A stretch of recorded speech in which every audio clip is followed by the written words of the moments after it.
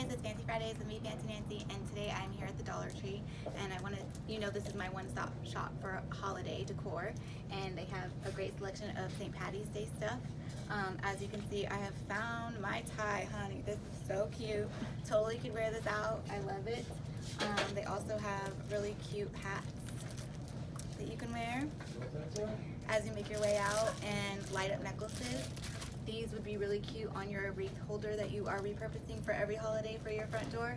And they have all sorts of different ones that you can put on there for your front door.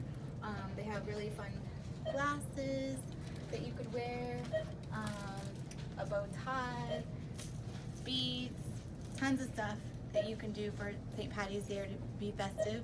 They also have like light up headbands, shamrocks, all sorts of things, crowns, so you can enjoy your day being green. And that is Fancy Fridays for today. I hope everyone is living just fancier.